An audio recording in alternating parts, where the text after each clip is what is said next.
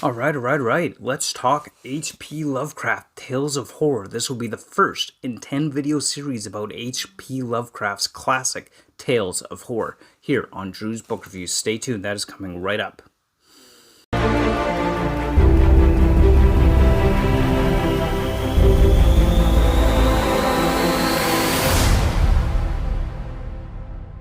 Well, it is the year of Lovecraft here on Drew's Book Reviews. I'm so excited to get into HP Lovecraft this year on the channel.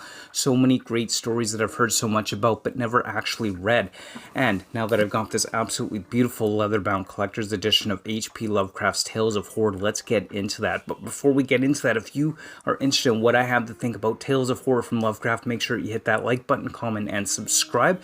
And hit that bell notification so you know when I post videos. I post videos every Tuesday and Friday. You can join me down on my Discord as well as my Bookstagram. That will be linked below.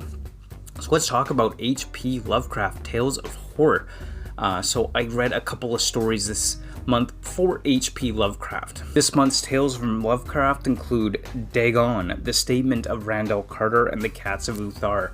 So these are my first glimpses into HP Lovecraft and his tales of horror, and I am really glad I'm getting into this. And I just want to share this opening statement in this book that I thought was a really interesting statement. In Danse Macabre, his non-fiction appraisal of the horror genre, Stephen King proclaimed that H.P. Lovecraft's shadow so long and gaunt, and his eyes so dark and puritanical, overlie almost all of the important horror fiction that has come since. If anything, King did not go far enough in his assessment.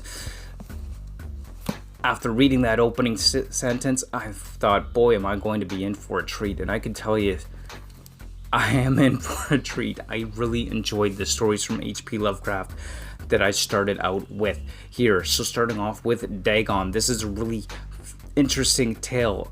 And it definitely seemed that some of Lovecraft's inspiration came from Edgar Allan Poe's. This is kind of a shipwreck tale where a guy is out on the Pacific Ocean. His ship gets attacked by these German warships, essentially, because these tales take place at the beginning of the Great War, essentially.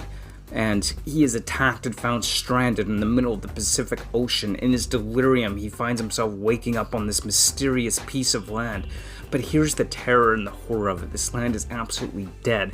There's nothing around, no life anywhere to be found. Just this black, gross, dead vastness of nothingness of this land. He has no idea how he got there, where this piece of land came from, described as kind of an eruption of the ocean floor to the surface.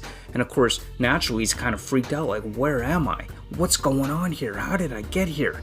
And it's just the terror, the sense of isolation and terror and loneliness that he builds up within this really short tale. It's just, really just draws you right in, and it's just, where did that come from? And it's just really fascinating to see how he managed to pull that off within this tale. And of course, Dagon is like this ancient fish god that rises up out of this blackened abyss, and this absolutely terrifying scene populates before him. And just the way he managed to build up the terror on that was just an awesome introduction, but that didn't even match the terror of the next story that I read this month, which was The Statement of Randolph Carter. Now, this was just an absolutely terrifying tale, essentially. And basically, Randolph Carter's with his buddy, and they're out kind of investigating these tombs and these graves, this archaeological dig, I guess, the best way to do it. And they're bringing with them this portable phone, which he has attached by a wire. And his friend tells him, there's no way that you're coming down with me. No way. The terrors and the horrors that await us. No man can come out of this alive or sane. You cannot come with me, and I will stop this expedition right now if you would think for a second that you're going to come down into this tomb with me. So, of course, Randolph Carter, he stays up above, attached to the lines of communication with this big phone wire that is being unrolled as his buddy goes down into the tomb to keep the lines of communication open. And the conversation that they have and what's happening, and you could just hear the terror and the horror coming through with that. It's just creepy, and everything that is being said and done and communicated, and we don't know what's going on, we don't know what's down there, and we don't know who is in this tomb with them. All we know is a sense of dread and horror is coming up from the tomb, and there's no way to escape it. And just the way it's written, we don't know what it is, which makes it all that more terrifying. It's like HP Lovecraft is preying off of the fear of the unknown. We don't know where it's going, what it's doing, what's happening. All we know is his friend is screaming into the phone, "Run now! Run for your life! Before it's too late, you gotta go!" And just, it really sent shivers down my spine, just the sheer terror and horror. And just that last line, and again, I'm not going to tell you what it is, but the last line of this story is where that dread and that terror and that sense of horror just wraps up so effectively and so well. Absolutely loved that story from HP Lovecraft. And it just sends shivers down my spine. Absolutely loved it. And then the last story that this book talks about this month, or the last story for this month, is the Cats of Uthar. Now this is a really interesting one. Uthar is like, I guess, this little town where it's illegal to kill cats, and the story is based around this elderly couple who like to trap and kill cats. Of course, they did this before it was illegal to kill cats. At least that's the sense I got from the story.